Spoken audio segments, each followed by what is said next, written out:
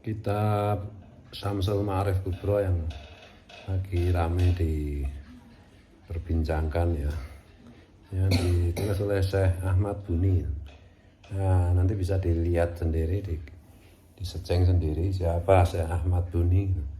Tapi yang jelas salah satu sanadnya ilmunya Syekh Ahmad Buni itu adalah Syekh Muhyiddin Ibnu Arabi, penulis Futuhul Makiyah yang apa itu panjangnya itu dalam bahasa Arab ditulis sebanyak 100.000 halaman gitu, yang membuat cengang dunia barat dan dunia timur, yang membuat tercengang para mistikus maupun para ahli teknologi, ahli sains, yang memberikan isyarat-isyarat mengenai laju perkembangan teknologi. Dan di situ juga termasuk ada juga apa itu wirid tertentu, wafak tertentu gitu. Sementara kitab wafak atau ofak itu ditulis oleh Hujjatul Islam Imam Al-Ghazali, yang metode berpikirnya di dalam memahami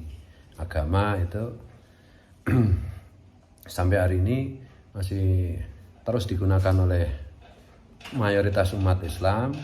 Kalau tidak bisa mungkin lebih dari 90% umat Islam, bahkan metodologi berpikir ala Imam Al-Ghazali itu juga menjadi dasar dari munculnya banyak filsafat di barat, termasuk Dante dan lain-lain, dan juga menjadi dasar dari cara penyusunan teologi Vatikan. Ini sekedar menggambarkan betapa kedahsyatan apa itu ilmu Imam Al-Ghazali gitu. Dan itu beliau menulis kitab wafak yang berisi apa macam-macam itu, ada raja, ada wirid, ada doa, ada untuk macam-macam. Ini ada yang bilang bahwa kitab wafak itu bukan karya Imam Al-Ghazali, yaitu hoak itu yang bilang begitu. Ya wafak itu atau wafak itu memang ya ditulis Imam Al-Ghazali. Nah, dari sini kita bisa melihat betapa tidak mungkinnya kitab wafak atau aufak itu tidak rasional, karena ditulis oleh Imam Al-Ghazali dan yang reputasi rasionalitasnya itu sudah tidak terbantah seperti beberapa saya uraikan tadi. Bukan hanya diakui di kalangan umat Islam, tapi bahkan diakui oleh semua teolog dari berbagai macam agama, semua mistikus atau ahli tasawuf atau kelompok sufi dari bukan hanya Islam tapi berbagai macam agama gitu. Dan analisis Imam Ghazali dalam semua karyanya itu amat sangat rasional, amat sangat ilmiah gitu.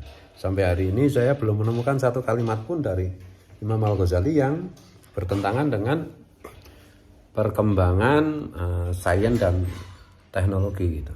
Betapa dahsyatnya beliau itu. Dan beliau menulis kitab Al-Faq atau wafak itu yang berisi raja, doa-doa tertentu dan yang lain-lain.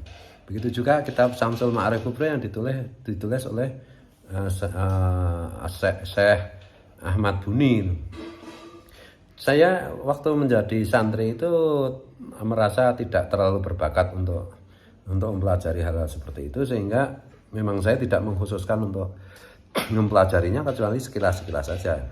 Saya lebih merasa berminat untuk mengejar apa itu ilmu ma'rifatullah, ilmu hakikat Rasulullah. Saya terpesona dan terpukau kepada sosok Rasulullah sejak kecil, sehingga ya ketika menjadi santri itu kitab Syamsul Ma'arif Kubro dan kitab wafak dan lain-lain itu ya tidak saya berikan fokus yang cukup. Beberapa teman seangkatan saya banyak yang menguasai itu. Tapi kalau sekedar membaca kitab Syamsul Ma'arif Kubro dan yang lain-lain ya bisa gitu. Beberapa orang juga minta supaya saya mengajarkan itu kitab Syamsul Ma'arif Kubro, tapi ya karena saya bukan praktisi yang seperti itu, ilmu-ilmu itu ya saya tidak, sampai hari ini belum pernah membacakan kitab Syamsul Ma'arif Kubro di depan santri gitu. Saya memahami kitab-kitab seperti itu adalah kalau di dunia sekarang itu seperti ilmu pengkodean gitu loh. ilmu kode, ilmu password. Kalau kita belajar menjadi programmer komputer itu kan kita harus menguasai hal-hal seperti itu toh. Maka di dalam ilmu Islam itu kan disebut ilmu, ada kalanya disebut ilmu hikmah, ilmu sir, ilmu rahasia. Yang perlu di breakdown, yang perlu dirinci, yang perlu di di breakdown yang lebih tepatnya dalam kacamata sains dan teknologi. Dan kayak seperti ilmu pasti seperti Einstein, seperti Newton segala macam ini kan tergila-gila dengan hal-hal seperti ini. Dan penemuan-penemuan mereka, Rutherford yang menemukan listrik segala macam itu kan asalnya dari membreakdown ilmu-ilmu seperti ini yang oleh kelompok Salafi Wahabi itu dianggap irasional, dianggap syirik. Padahal ya nggak ada yang syirik itu. Jadi misalnya begini, satu contoh misalnya wafak atau rajah gitu ya, menuliskan huruf fa atau kof atau ha sedemikian rupa dibentuk dengan bentuk tulisan seperti itu dengan tinta jenis tertentu. Itu kan terciptalah benda rajah itu ya. Ya sama aja kita menaruh batu bata di tumpukan batu bata menjadi rumah gitu. Karena setiap benda itu di dalam ilmu fisika itu kan memiliki medan magnet tertentu, mempengaruhi semesta tertentu. Termasuk juga misalnya wirid-wirid baca ini sekian kali nanti akan begini dan begitu. Nah, itu kalau menurut ilmu fisika kan ada ilmu tentang frekuensi suara. Frekuensi suara itu kan satu tidak pernah hilang abadi, meskipun frekuensinya terus menurun gitu. Maka di sini nanti suatu ketika mungkin kalau teknologi udah ketemu, kita bisa mendengar bagaimana Rasulullah bersabda gitu. Karena frekuensi suara Rasulullah itu dimungkinkan bisa direkam dengan teknologi yang kecanggihan teknologi tertentu gitu. Dan itu berdampak pada kalau kita belajar ilmu fisika, ilmu aksi reaksi itu. Jadi itu amat sangat rasional. Makanya Profesor Masaru Emoto itu nanti bisa di searching juga itu kan meriset mengenai air yang didoakan ayat-ayat Al-Qur'an atau diucapi kata-kata yang baik, itu kan bentuk molekulnya kan berubah menjadi kristal segi 6 dengan 5 bentuk daun yang kristalnya menjadi lebih indah, dan ketika diminum itu mempengaruhi badan, berpengaruh positif. Nah, Rasulullah kan juga ngajari bagaimana kalau mengobati orang dibacakan ayat tertentu, kemudian ditiupkan pada air, kemudian diminum si orang yang bersangkutan gitu. Jadi sebenarnya ilmu-ilmu yang disebut dengan ilmu mistik, ilmu hikmah, atau yang sekarang itu disebut dengan ilmu perdukunan ya. Ilmu perdukunan dalam pengertian yang positif loh, karena sekarang kata perdukunan itu sudah mengalami amelioratif gitu ya, mengalami pergeseran makna yang menjadi negatif gitu. Itu sebenarnya itu ilmiah, sebenarnya sangat rasional gitu. Nah, orang yang menganggap itu tidak rasional, tidak ilmiah, itu kan sebenarnya hanya kelompok pseudo ilmiah, pseudo rasional. Ilmiah yang palsu, rasional yang palsu. Dan gagal paham gitu. Rasionalitas yang tidak integral, yang tidak komplit, itu aja. Dan apakah itu termasuk membuat seseorang menjadi musyrik? Ya enggak. Jadi semua ini dari Allah. Rasulullah sendiri sudah bilang bahwa aku tidak pernah khawatir umatku itu akan memusyrikkan Tuhan dengan dengan patung atau dengan gambar, tapi aku khawatir manusia itu menyekutukan Tuhan dengan uang gitu. Dan apalagi kalau kita pakai teori Nur Muhammad SAW ya, yang nanti pada akhirnya menjadi kalimat tahlil itu la ilaha illallah la maujuda illallah, tidak ada wujud selain Allah, bahwa semua wujud ini adalah perwujudan dari ciptaan Allah, atau bahkan kalau lebih ekstrimnya lagi berarti ini karena semua innalillah, kita ini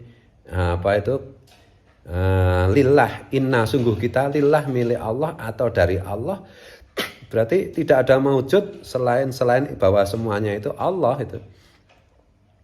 Dan bahwa kehendak Allah, takdir Allah itu diatur oleh Allah melalui sunnatullah itu, la tabdila li sunnatillah.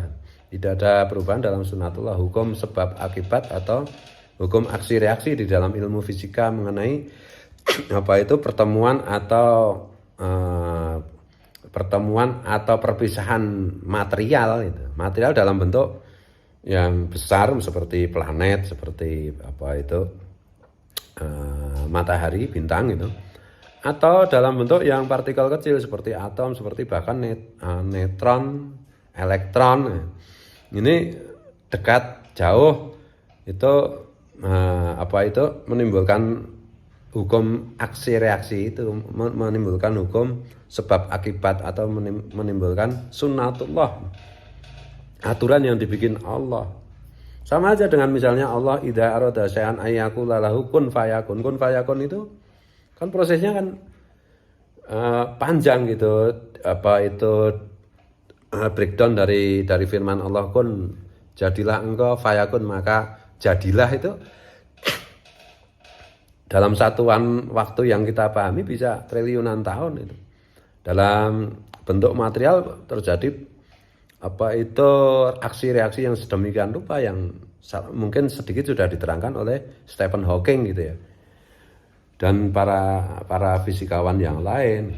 Jadi ya makanya di pesantren itu ya kitab Syamsul Ma'arif Kubro, kitab Wafak dan yang lain-lain, sampai yang bahasa Jawa apa itu Silahul Mukmin itu dipelajari ya bukan tidak rasional, amat sangat rasional. Tidak musyrik itu tauhid. Nah, orang yang gagal paham saja yang sebenarnya, kalau saya boleh menyarankan, kalau kelompok termasuk juga misalnya mengenai ini ya, mengenai meragukan teks macam. Sebenarnya itu urusan teks itu sahih tidak sahih itu kan sebenarnya udah bisa dianggap selesai lah.